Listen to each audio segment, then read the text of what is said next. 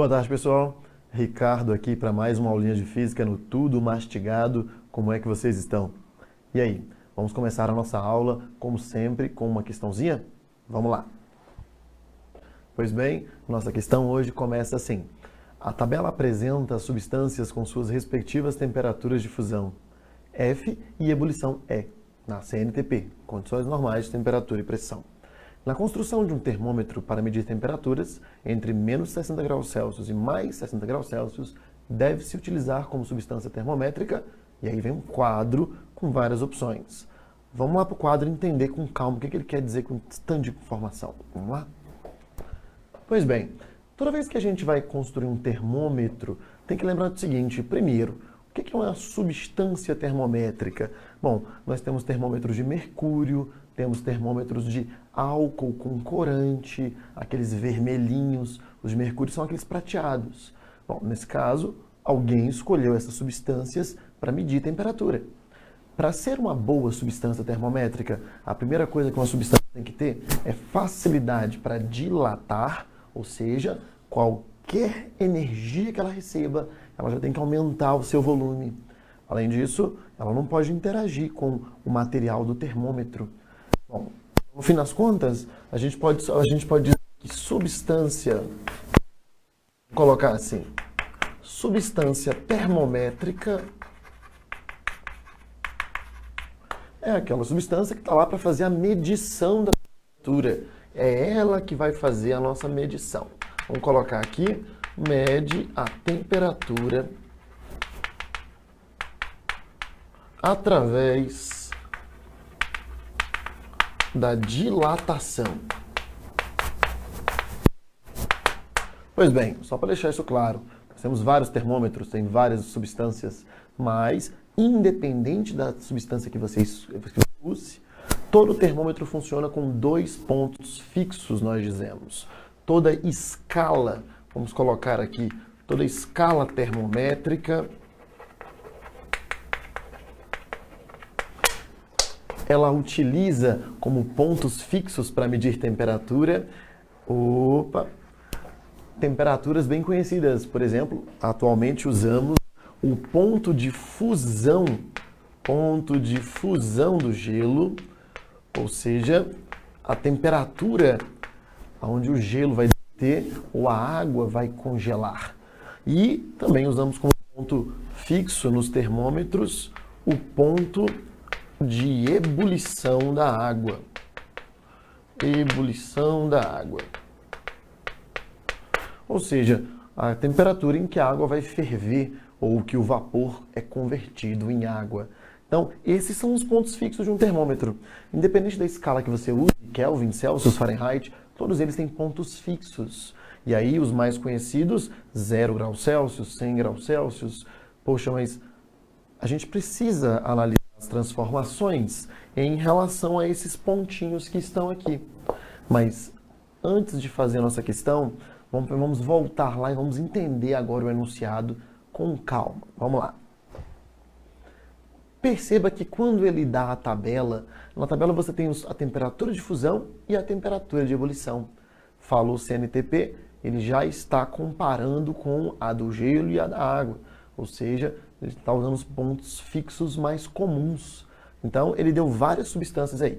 Por exemplo, o nitrogênio, ele vai entrar em fusão a menos 210 graus Celsius. E ebulição, menos 196 graus Celsius. No caso do nitrogênio. E aí ele quer saber o seguinte: qual é o termômetro que vai conseguir marcar menos 60 graus Celsius e mais 60 graus Celsius? Bom, vamos testar um por um. Vamos lá? Vamos fazendo um testezinho. Vamos fazer esse teste no quadro. Vamos lá. Primeira coisa, quando ele deu esse intervalo de temperatura de menos 60 e mais 60, e você pega o nitrogênio, por exemplo, começando pelo nitrogênio, você percebe que, aliás, nitrogênio aqui, você percebe que o nitrogênio ele está variando de menos 10 graus Celsius até menos 196 graus Celsius. Ou seja, fusão e ebulição. Mas, poxa, para que um termômetro consiga marcar temperaturas, ele não pode mudar o seu estado físico. A substância termométrica precisa manter-se no estado líquido, por exemplo. no caso do mercúrio, no caso do álcool. Então, ela não pode evaporar. Então, pensa comigo. Se nós tivéssemos um termômetro de nitrogênio, ele iria evaporar a menos 196 graus Celsius.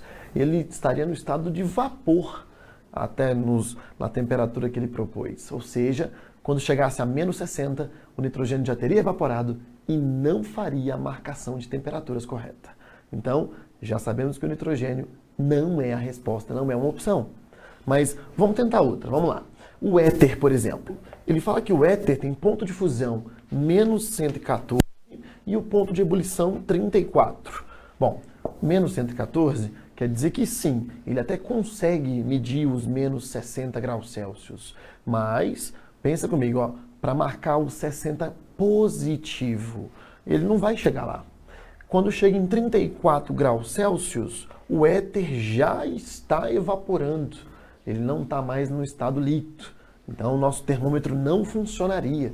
Então, o éter não é uma boa opção para medir temperaturas entre menos 60 e mais 60. Ele consegue medir o menos 60, mas ele não consegue medir o mais 60, porque ele já evaporou. Ele evapora em 34. Bom, o mercúrio, vamos colocar aqui, ele fala que o mercúrio vai de menos 39, então quando está em menos 39, entra em fusão, e ele vai 357 graus Celsius. Bom, nós queremos menos 60. O problema é que quando está em menos 39, o nosso mercúrio muda de estado físico para o estado sólido. É importante nós lembrarmos do seguinte: quando nós estamos falando de fusão, estamos falando da mudança do estado sólido para o estado líquido. É essa transformação aqui que nós estamos fazendo. Bom, no fim das contas, quando a gente fala de ebulição, aí nós estamos fazendo uma transformação diferente. Quando falamos da ebulição, a nossa troca é do estado líquido para o estado gasoso. Então, de acordo com a tabela, o mercúrio a menos 39 graus Celsius já vai mudar para o sólido. Então, ele não vai ser capaz de medir menos 60 graus Celsius. Ele precisa estar no estado líquido para isso, para que o nosso termômetro funcione.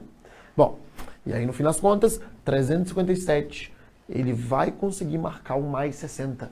Nenhum problema. Ele vai chegar nessa temperatura, chega a 357. Então, mais 60 é tranquilo. Então, o mercúrio está errado, porque ele não consegue marcar menos 60, apesar de conseguir marcar mais 60. A próxima substância é a água. E ele fala que a água tem ponto de fusão 0 graus Celsius e ponto de ebulição 100 graus Celsius. Isso quer dizer, então, que a água muda para o estado sólido a 0 graus Celsius. Mas aí o nosso termômetro congela e nós não conseguimos marcar o menos 60 que ele está falando ali. Então, a água também não consegue marcar menos 60 graus Celsius, assim como o mercúrio. O éter e o nitrogênio conseguem marcar menos 60, mas o mercúrio e a água não conseguem. Então, já o mais 60, vamos falar assim, né? O mais 60, a água consegue marcar. A água só muda para o estado gasoso a 100 graus Celsius. Isso quer dizer, então, que a mais 60, ela ainda está no estado líquido. Nosso termômetro continuará funcionando normalmente. Então, a água consegue marcar o mais 60, mas falha ao marcar o menos 60. Então, é por isso que ela não é a nossa opção correta. E depois temos o álcool etílico. Vamos colocar assim, álcool etílico. Ele fala que o álcool etílico vai de menos 115 graus Celsius até 78 graus Celsius. Perceba que o álcool etílico consegue marcar menos 60 graus Celsius. Ele só vai congelar a menos 115. Então, ele vai estar no estado líquido. Quando for marcar menos 60, o termômetro vai funcionar corretamente. Agora, quando for marcar 78 graus Celsius, perceba que ele também vai estar no estado líquido para os nossos 60 graus. Ele só congela no 78. Ele só evapora no 78. Nos 60 graus Celsius, ele ainda está no estado líquido. Então, ele também consegue fazer a marcação corretamente.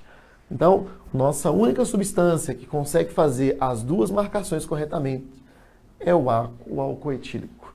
Então, a nossa opção só pode ser a letra B. Bom, Fizemos uma questãozinha tranquila. Vamos a mais uma? Espera um pouquinho. Cheguei. Vamos lá. Na nossa próxima questão, ele diz o seguinte: um termômetro defeituoso está graduado na escala Fahrenheit, indicando 30 graus Fahrenheit para o ponto do gelo e 214 graus Fahrenheit para o ponto de vapor. Nesse termômetro, a única temperatura medida corretamente corresponde a... Bom, vamos entender um pouquinho como é que funcionam essas escalas. Vamos lá. Toda vez que nós temos uma escala termométrica, existem 3 escalas mais clássicas, vamos falar delas. Nós temos a escala Celsius, que tem como ponto de fusão 0 graus Celsius e 100 graus Celsius na escala Celsius. Aqui, a escala Fahrenheit. Essa escala, ela tem 32 graus Fahrenheit para o ponto de fusão do gelo e 212 graus Fahrenheit para o ponto de ebulição da água. E nós temos a escala Kelvin. A escala Kelvin, ela tem como ponto de fusão 273 Kelvin e ela vai a 373 Kelvin. Esses valores de ponto fixo são vocês que precisam lembrar. Eles não são dados em questão. Então, você precisa saber de quais esses pontinhos. Agora, na nossa questão, ele está se referindo à escala Fahrenheit. E o que ele quer saber é a relação entre um termômetro defeituoso e a escala correta, que funciona corretamente. Então, o que ele está fazendo nessa questão é comparando. Nós estamos fazendo uma comparação entre escalas. Existe um método para que você possa comparar escalas sem ter que ficar se preocupando com muita matemática. O método diz o seguinte: sempre que você tiver 2 escalas, mesmo que não sejam as clássicas que estão aqui, as 3 normaisinhas, você pode comparar essas 2 escalas analisando 3 pontos, basicamente. Bom, a escala tem um ponto de fusão, que eu vou chamar de ponto de fusão 1 da escala 1, tem um ponto de ebulição 1, que eu vou chamar de escala 1, ponto 1. Aqui eu tenho o ponto de fusão 2 e o ponto de ebulição 2. Então eu tenho a escala 1 e a escala 2, não interessa que escala estamos falando, funciona para qualquer escala. No fim das contas, eu tenho aqui uma temperatura 1 e aqui uma temperatura 2. Sempre que você estiver comparando 2 escalas, você pode fazer proporção. No caso, teorema de Thales. Mas, simplificando a sua vida, basta fazer o do meio menos o de baixo, dividido pelo de cima menos o de baixo. O que eu estou fazendo aqui é comparando 2 intervalos. Esse intervalo pequeno é proporcional ao intervalo maior. Ou seja, eu posso escrever que temperatura 1 menos o ponto de fusão 1, esse pequeno intervalo, dividido pelo ponto de ebulição 1 menos o ponto de fusão 1. Aqui eu fiz o intervalo pequeno dividido pelo intervalo grande. E aí, nesse caso, eu posso aplicar o mesmo método aqui, o do meio menos o de baixo, o de cima menos o de baixo. E aí eu posso fazer T2 menos o ponto de fusão 2, dividido pelo ponto de ebulição 2 menos o ponto de fusão 2. Pelo amor de Deus, não decore essa equação. Aprenda a escrevê-la. Assim você pode resolver qualquer questão. Bom, enquanto eu vou apagar o quadro, para a gente poder fazer essa questãozinha, vai fazendo aí. Vamos lá.